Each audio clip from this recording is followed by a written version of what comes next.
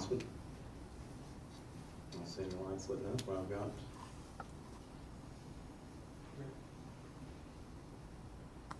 Mr. White? Thank you. Thank you, Mr. Mayor. This item, I would like to have more time to get some input from the public and discuss, do some more investigating. We've only really had this since Friday. I'd like to make a motion to table this until the next regular meeting so I can get some more information about this specific facility. Thank you, Mr. White. We do have a motion on the floor. Mayor Pro Tem. Second. We have a motion on the floor, a second. No discussion, no lines for discussion. I'll go ahead and call for your vote.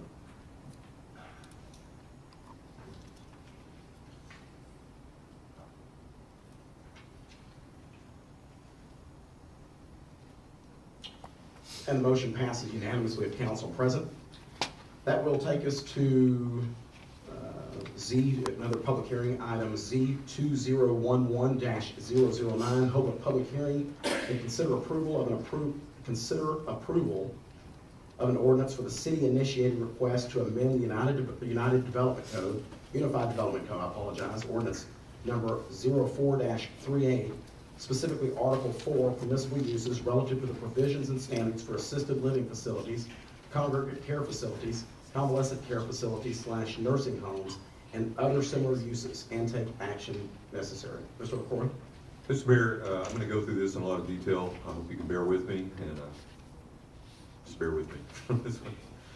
As we've stated, that over the last several years, we've had several requests for folks coming in to request these congregate care or some type of facility like this, as you've seen the presentation for the Linity Group.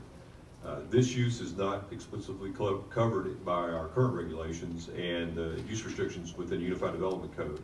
And after we had gotten this request in March of this year, we requested the City Council consider initiating an amendment to the UDC and to add congregate care as a listed use in certain zoning districts, along with the minimum standards that would provide or ensure that any such facility built in Rockwall would be a quality development. After discussing this concept with the council in 2 council meetings, as well as receiving a presentation from the developer of such facilities, the council voted to move forward with a proposed amendment to add congregate care as a listed use in certain zoning districts with a specific use permit. However, during this process, the council also opened up the discussion on other similar uses that are presently listed in the Unified Development Code, such as assisted living facilities, convalescent care and nursing facilities, and ultimately directed staff to expand the amendment to require a specific use permit for all these uses in all zoning districts. In drafting these amendments, the staff has continued to research the state law and how other cities across the state regulate these types of uses. And the following is we try to break that down for you and make recommendations based on this analysis on each one of these amendments that we are bringing forward tonight. So let me start with number 1. And this talks about group or community home. The definition and allowance for group homes, particularly in our residential districts, is largely based on state law for these types of facilities. While staff is recommending a minor change to the conditions for group homes and assisted living uses to provide a more clear definition between the two, we would not recommend changing the land use table for group homes at this time. State law is clear that local communities must provide allowances for these types of facilities. Amendment number 2 talks about assisted living facility. As stated above, the council also directed staff to amend the land use tables for assisted living facilities as to require a specific use permit in all zoning districts, even those where the use is not presently allowed. At first, it should be noted that looking at this issue, that staff believes a definition of assisted living in the context of the Rockwall UDC is necessary, and have added this to the amendment in Article 4 of the code that counts for council consideration. You'll see that in Exhibit B, which you've included on the table. The purpose of the amendment is to clearly distinguish an assisted living facility, which is 7 or more unrelated residents, from a small group home, which is 6 or fewer. And that's the way our code has been, and that's been a little bit of a point that we wanted to define, because that has confused some folks as to what assisted living really constitutes. Further, in consideration of the current allowances for group or community homes by the UDC and state law, specifically in the single family and the duplex zoning districts, staff would not recommend assisted living facilities be allowed by right or within an SUP in these residential districts. In terms of whether to allow assisted living by right or with an SUP in residential districts, staff has found that the majority of the cities that are in our research, and this included Plano, and Georgetown, Tyler, and McKinney, among others, do not require a specific use permit in their multifamily, office, retail, or commercial districts. We have found 2 cities in the state so far in our research, the Athens and Southlake, that do require specific use permit in these types of zoning districts. Staff has proposed in the final amended land use table, it was Exhibit A, to expand the assisted living use in certain zoning districts with an SUP as directed by council, but would propose that the use be allowed to be continued by right in the MF14, the GR, that's general retail, and the commercial district, which falls in line with most of our market cities. Amendment number 3, convalescent care facilities and nursing homes. Staff is not recommending any significant changes to the definitions and the use restrictions for nursing homes. Again, the majority of cities that we investigated allow these types of facilities by right in multifamily, retail, and commercial districts, and generally either require an SUP or prohibited them in industrial districts. So they don't really allow them in industrial districts, which makes a lot of sense. Further, we have not found any cities that that list this use as a permitted or with a specific use permit in single-family districts, residential districts. In a lot of these findings, staff feel like the current regulations in our code for nursing homes and facilities are appropriate. The one exception we'd like to point out to you, though, is that we would propose to add a specific use permit provision for nursing home facilities in multifamily, the MF14 zone. It should be noted that, again, that the majority of the cities in our research allow this by right in their multifamily zoning districts. And more importantly, the staff would note that the current zoning for the Rockwall nursing home on Fanning Street and stores is MF14. So we feel like we ought to provide a specific use permit since we have one existing there now. If not, it's currently non-conforming. Amendment number 4 to the congregate care. The last point of this discussion is the addition of this congregate care as a newly listed use in the city's land use table. This use is similar to assisted living, except that a license by the state of Texas is not required since personal care services are not included. And again, I'm going to go through those. Personal care services means assistance with meals, dressing, movement, bathing, or other personal needs or maintenance, the administration of medication by a person licensed to administer medication, or the assistance with the supervision of medication, or general supervision or oversight of the physical and mental well-being of a person who needs assistance to maintain a private and independent residence in an assisted living facility, or who needs assistance to manage the person's personal life, regardless of whether a guardian has been appointed for the person. That is the state regulation for assisted living.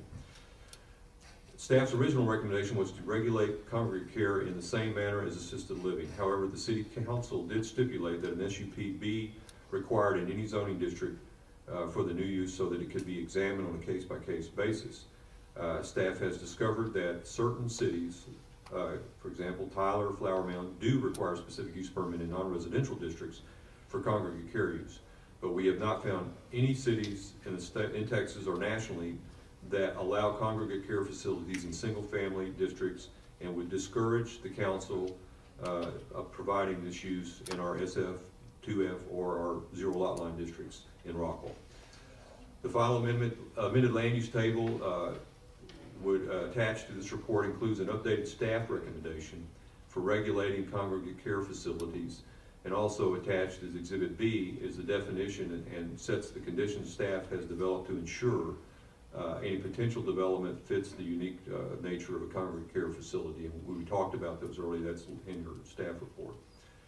Again, this was a public notice. We sent it out 15 days prior to the public meeting in accordance with state law. In addition, the notice was published on the city's current zoning cases. That's our new website for zoning cases in accordance with council policy. On April 18, 2011, the City Council voted 5-2 to initiate an amendment to the Unified Development Code to add definitions and standards for congregate care facilities and require a specific use permit regardless of the zoning district.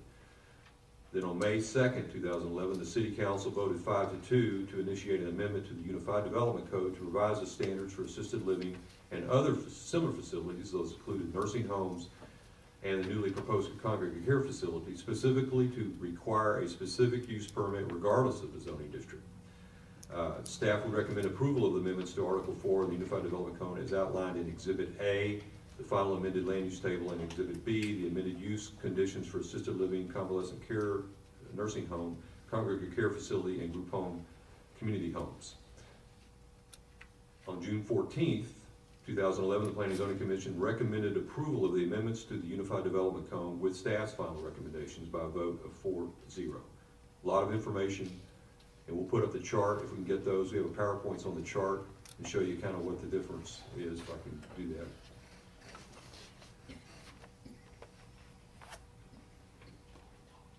This is the staff's recommendation, is what the P&Z approved and recommended to the council. And then this is the actual, what council had stipulated when we started this process, and that is showing you that specific use permits and all those uses are required across the board in every zoning district. With that, I'll be glad to answer any questions to staff, and this is a public hearing. Thank you, Mr. McCroy. We do have a reply to Ms. Nelson. Thank you, Mr. Mayor. That's a great report, Robert, and I appreciate all the hard work you've put into it to come up with the recommendations. I have one concern. I haven't seen an updated zoning map in a couple of years now, and one of the things that brought this to where we are now was the Alzheimer's unit that's going in on Rockwall Parkway between a bank and a car center, I think. And it didn't come to council, it didn't need an SUP because it's in general retail, commercial, what is that? Commercial property. Commercial property. And so my concern is that if we just allow it in, I don't think there's much multifamily property left in town. No, there's not. Very little. But general retail and commercial, there might be a lot left, I just don't know. And I just want to know what the possibilities are. So that's my biggest concern right here. I think you've done a great job on everything else. I'd just like to see the zoning maps before I cast a vote one way or the other. You want to look at the zoning map? We can't use the cameras, the problem. Yeah, well, and I'm not sure that this is enough time tonight to look at it. But I'm willing to do what the council wants to do. Well, can I answer that a little bit?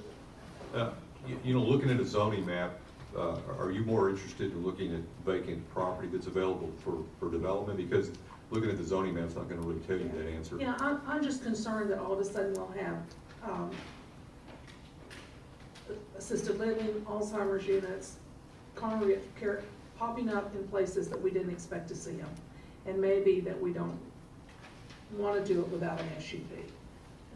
Does that make sense to you? Yeah, if you look at the chart, as we, at least you're talking about the general retail and commercial, and that's the only two districts we allow them in there, right. Those two districts. And the rest of them, it would be SUPs. Right, I just don't know if they fit in the general retail area all the time, or commercial for that matter.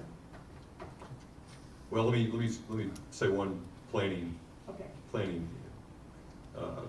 theory, I guess. You look at things as transitional uses, and this is definitely what we would consider a transitional use from a less intense or more intensive use.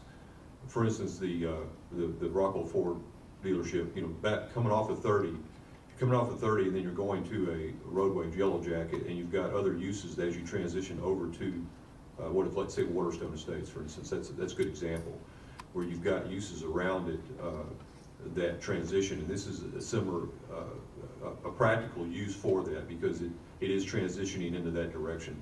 And you're going to get, the general retail is always going to be on the backside of heavier commercial property, and then you go from general retail to some sort of, sometimes a more intense residential use, and then you go to a less intense residential use. So that's a pretty good example of transitional use for that kind of of the use of that congregate care or nursing home facility or those type of things.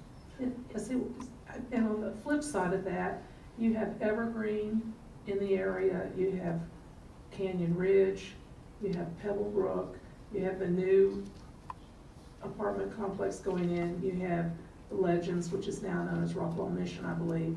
So you've got a very heavily populated multifamily area there, and then you have this little house, single-family housing development, and a big school, and a ball field, and now another multifamily unit. And I get all the stuff about, you know, that it'll be low impact and all that. I'm just struggling with it. It is giving me heartburn, so.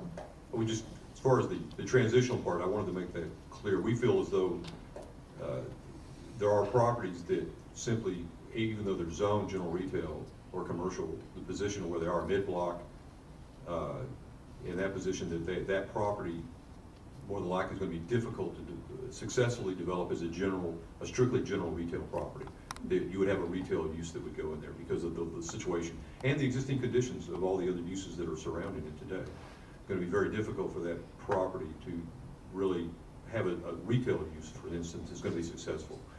Could have a limited office use that could go in there. That is a possibility. But this is one of those transitional uses that we recommend to you. That's why we're recommending to you on that particular property. But as far as the code is concerned, yeah, there are going to be some properties that, depending on whether is that the highest and greatest use for the property.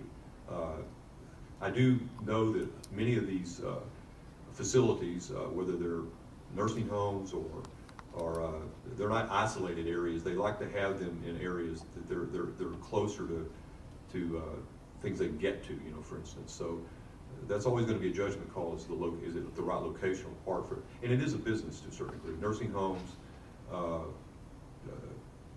Alzheimer's units and whatnot, they are not exactly, they're a little different than, say, the congregate care facility.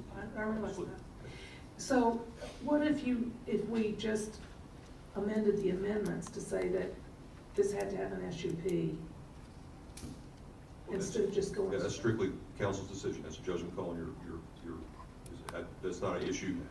This is something that staff look at, you know, looking at all these other cities, but you know, that's your direction, that would be okay. But Athens and South Lake did require SUPs. At least it wouldn't be this massive surprise of driving down and seeing a sign going out. Well, and I would only tell you that, you know, we don't have a definition of it, so it is actually a new for us essentially, and I think it's a new business that's going to happen a lot more in the next few years, and you're going to see a lot more of it, and it's just something now that we're, you know, sort of adopting. So yeah. Okay, well, I'd like to hear the rest of the council. Couple more lines. Thank you, Ms. Benson. Ms. Smith. Thank you, Mr. Mayor. I agree with what Margot said on the issue that we've got a situation where that's a zone to retail, but particularly for this particular development, it's zoned to retail. And what you're asking here is to do an SUP on that particular, or on all of them, right? Correct? Well, what had happened is the council, if I'm answering your question, you talk about strictly the congregate care. Yes, sir. Yeah, we were saying that and if you look at the chart, we were saying that an SUP would be required in several districts, but not multifamily, the MF14 and GR and commercial would be a permitted use. But then in the other districts like downtown, residential office, neighborhood service, research technology, and light industrial, you have to have a specific use permit in those districts. And those aren't the greatest, maybe not the best places for those facilities, because they're not as transitional in those areas. The GR and the GR zoning and the commercial, they are transitioning to some other districts generally. That was the point I was trying to make.